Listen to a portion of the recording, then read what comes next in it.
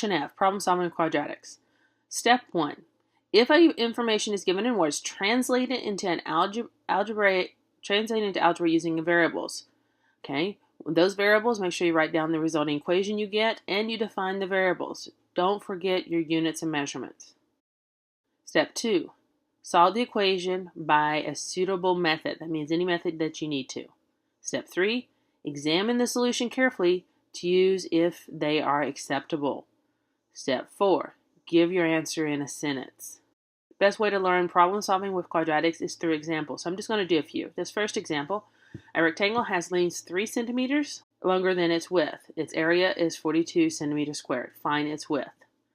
So I'm going to let W equal the width of the rectangle in centimeters. Notice I've included the units of measurement.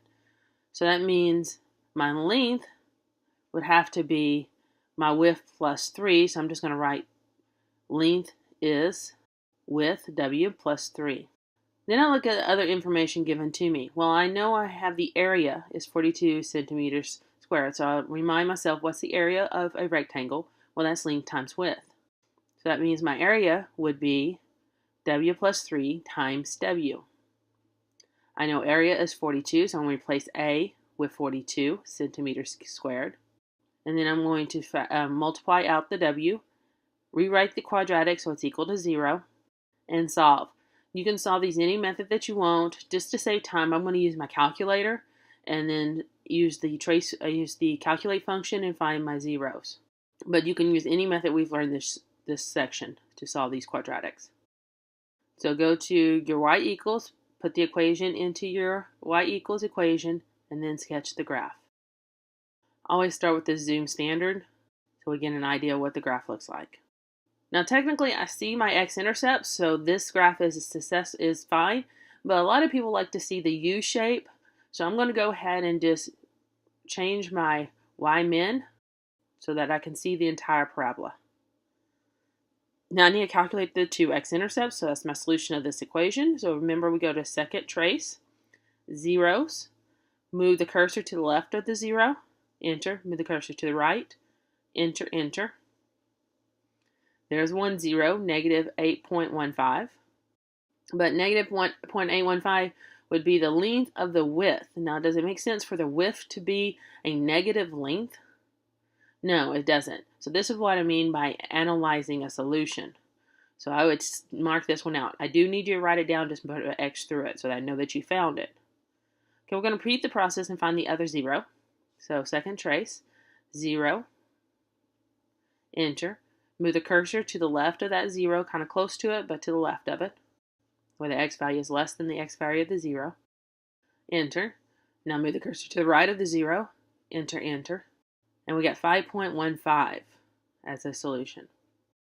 So on my work, remember you write these both solutions down, and then you X out the one that does not make sense, and then write your answer in a sentence form. So the width is about 5.5 centimeters. Make sure you use units of measurement when your final answer. Example 2. Is it possible to build a 12 centimeter long wire? So let's get the information. So we know the width of the wire, the length of the wire is 12 centimeters. To be perpendicular sides of a right angle. So let's draw a little picture. So we got this right triangle going on in here. And that right here, these two sides is the wire. So let's make one length x. So that means this one has to be 12 minus x. So we'll let x equal the height of the triangle in centimeters. We'll let 12 minus x represent the base of the triangle. And we also know the area is 20 centimeters squared. So let's do the area formula of a triangle is 1/2 base times height. So that's area is equal to 1/2 12 minus x times x. Replacing the a with 20, and then multiplying 12 minus x by 1/2 x to give us 6x minus 1/2 x squared. And as always, set the quadratic equal to 0 before we can solve. So we get 1/2 x squared minus 6x minus 20 plus 20 equals 0. Now the question asks us, is it possible to have a wire length 12? So to figure out if it's possible, we're going to look, when is it not possible? It's not possible if our discriminant is less than 0, and it's possible if our discriminant is greater than 0. So we need to figure out what our discriminant is to this quadratic.